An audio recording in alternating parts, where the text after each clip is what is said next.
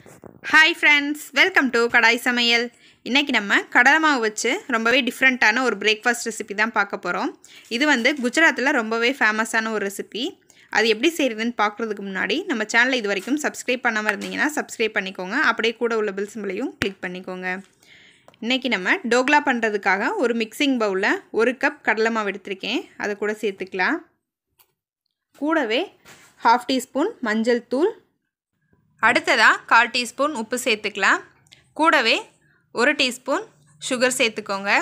இதெல்லாமே சேர்த்துட்டு ஒரு விஸ்க் வச்சு நல்லா மிக்ஸ் பண்ணி விட்டுறலாம். இந்த சுகர் உப்பு எல்லாமே அந்த மாவில் போய் நல்லா மிக்ஸ் ஆகணும். அது வரைக்கும் நல்லா கலந்து விட்டுக்கோங்க. இப்போ மாவு நல்லா கலந்து விட்டாச்சு. அடுத்ததாக ஒரு 1/2 லெமனை கூட புழிஞ்சு விட்டுக்கலாம். லெமன் புழிஞ்சிட்டு கூடவே 1/2 டீஸ்பூன் சமையல் சோடா ஆட் பண்ணிக்கோங்க. இது சேர்த்திங்கன்னா தான் உங்களுக்கு டோக்லா நல்லா சாஃப்டாக வரும். அதனால் ஸ்கிப் பண்ணாமல் சேர்த்துக்கோங்க. சேர்த்துட்டு நல்லா ஒரு தடவை கலந்து விட்டுறலாம். இப்போ மாவு நல்லா கலந்து விட்டாச்சு. அடுத்ததாக 1 கப் கடலை மாவுக்கு 1 கப் தண்ணி எடுத்திருக்கேன். அதை கொஞ்சம் கொஞ்சமாக ஊற்றி நல்லா கலந்து விட்டுக்கோங்க. உங்களுக்கு 1 கப் தண்ணி ஃபுல்லாக தேவைப்படாது. 3/4 கப்பே கரெக்டாக இருக்கும். கொஞ்சம் கொஞ்சமாக ஊற்றிட்டு நல்லா கட்டி இல்லாமல் கலந்து விட்டுக்கலாம். இப்போது மாவு நல்லா கலந்து விட்டாச்சு. பாருங்கள், இந்த மாதிரி நல்லா க்ரீமி கன்சிஸ்டன்சிக்கு வர வரைக்கும் கலந்து விட்டுக்கோங்க. அடுத்ததாக ஒரு கேக் மோல்டு எடுத்துக்கலாம். கேக் மோல்டு இல்லைன்னா ஒரு டிஃபன் பாக்ஸ் இல்லை ஒரு அகலமான பாத்திரமாக கூட எடுத்துக்கோங்க. எடுத்துகிட்டு அதில் கொஞ்சமாக எண்ணெய் தடவி விட்டுக்கலாம். எண்ணெய் தடவிட்டு இந்த மாவு ஊற்றுனீங்கன்னா உங்களுக்கு டோக்லா வந்து நல்ல பாத்திரத்தில் ஒட்டாமல் வரும். ஃபுல்லாகவே நல்ல எண்ணெயை வந்து தடவி விட்டுக்கோங்க. ஃபுல்லாக எண்ணெய் தடவி விட்டதுக்கப்புறமா நம்ம மிக்ஸ் பண்ணி வச்சுருக்க கடலை மாவை இது கூட ஊற்றிடலாம். மாவு எல்லாமே ஊற்றியாச்சு. இதை டேப் பண்ண வேணாம், அப்படியே இருக்கட்டும். அடுத்ததாக டோக்லா வேக வைக்கிறதுக்காக ஒரு கடாயில் 1/2 லிட்டர் அளவுக்கு தண்ணி ஊற்றி 5 நிமிஷத்துக்கு முன்னாடியே சூடு பண்ணிட்டேன். இதில் ஒரு ஸ்டாண்ட் வச்சுக்கலாம்.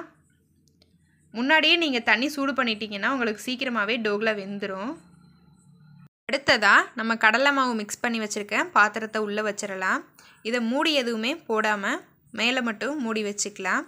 இதை மீடியம் ஃப்ளேமில் வச்சு ஒரு 20 நிமிஷத்துக்கு வேக விட்டு எடுத்துக்கோங்க. இப்போது ஒரு 20 நிமிஷம் ஆனதுக்கப்புறமா ஓப்பன் பண்ணி பார்ப்போம். டோக்லா வெந்துருச்சான்னு செக் பண்ணுறதுக்காக ஒரு கத்தியை உள்ளே விட்டு பார்க்கலாம். நல்லா வெந்துருச்சுன்னா உங்களுக்கு கத்தியில் ஒட்டாமல் வரும். கத்தியில் நல்லா ஒட்டாமல் வந்திருக்கு. டோக்லா நல்லா வெந்துருச்சு. இப்போ ஸ்டவ் ஆஃப் பண்ணிவிட்டு இதை நல்லா ஆற வச்சுக்கலாம். ஆற வச்சு எடுத்திங்கன்னா தான் உங்களுக்கு பாத்திரத்தில் ஒட்டாமல் வரும்.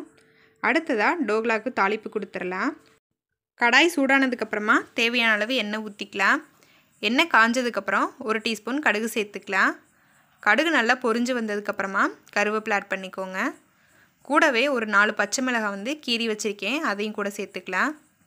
பச்சை மிளகாவை சேர்த்துட்டு நல்லா ஒரு தடவை வதக்கி விட்டுட்டு ஒரு 30 செகண்ட் நல்லா வதங்க விடலாம்.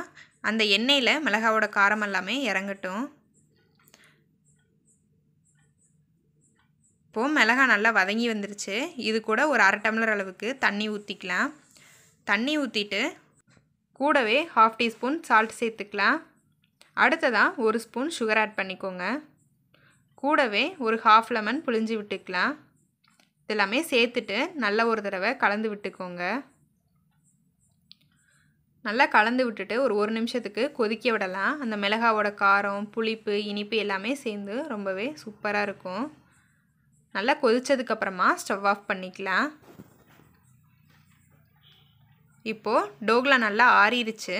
இதை ஓரங்களில் ஒரு கத்தி வச்சு எடுத்து விட்டுக்கலாம். ஓரங்களை எல்லாமே எடுத்து விட்டதுக்கப்புறமா ஒரு பிளேட்டில் கமுத்தி விட்டுறலாம். கமுத்திட்டு இதை லேசாக டேப் பண்ணி விட்டிங்கன்னா உங்களுக்கு பாத்திரத்தில் ஒட்டாமல் வரும். பாருங்கள், ரொம்பவே சூப்பராக வந்திருக்கு. உங்களுக்கு எந்த ஷேப்பில் கட் பண்ண விருப்பமோ அந்த ஷேப்பில் கட் பண்ணி எடுத்துக்கோங்க. உங்களுக்கு ஃபுல்லாக கட் பண்ணிவிட்டு காமிக்கிறேன். பாருங்கள், கட் பண்ணி எடுத்தாச்சு. நான் இன்றைக்கி ஸ்கொயர் ஷேப்பில் தான் கட் பண்ணி எடுத்திருக்கேன். அடுத்ததாக நம்ம தாளித்து வச்சுருந்த அந்த தண்ணியை டோக்லாவில் எல்லா பக்கமுமே படுற மாதிரி ஊற்றிக்கோங்க. இது நல்லா உங்களுக்கு ஊறி இன்னுமே நல்லா உப்பி வரும்.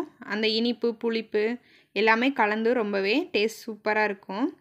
இது வந்து குஜராத்தில் ரொம்பவே ஃபேமஸான ஒரு பிரேக்ஃபாஸ்ட் ரெசிபி.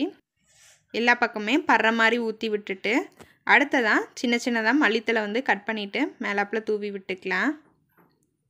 கூடவே தேங்காய் துருவல் சேர்த்துக்கலாம். இது கூட நீங்கள் க்ரீன் சட்னி கார சட்னி வச்சு சாப்பிட்டிங்கன்னா டேஸ்ட் ரொம்ப சூப்பராக இருக்கும். உங்களுக்கு கையில் எடுத்து அமுத்தி காமிக்கிறேன் எந்தளவுக்கு சாஃப்டாக இருக்குன்னு. ரொம்பவே சாஃப்டாக இருக்கும், அதே சமயம் ரொம்பவே டேஸ்டியாகவும் இருக்கும். டெய்லியும் ஒரே இட்லி தோசைன்னு சாப்பிடாம கொஞ்சம் வித்தியாசமாக இந்த மாதிரி செஞ்சு கொடுத்தீங்கன்னா குழந்தைங்களும் ரொம்பவே விரும்பி சாப்பிடுவாங்க. அவ்வளோதான், நம்மளுடைய டோக்லா ரொம்பவே சூப்பராக தயாராகிடுச்சு. கண்டிப்பாக எல்லாருமே ட்ரை பண்ணி பாருங்கள். ட்ரை பண்ணி பார்த்துட்டு எப்படி இருக்குங்கிறத கமெண்ட்ஸில் சொல்லுங்கள். இந்த வீடியோ பிடிச்சிருந்தால் லைக் பண்ணுங்கள், ஷேர் பண்ணுங்கள். மறந்துடாமல் கடாய் சமையலை சப்ஸ்கிரைப் பண்ணிக்கோங்க. தேங்க்யூ ஃபார் வாட்சிங்.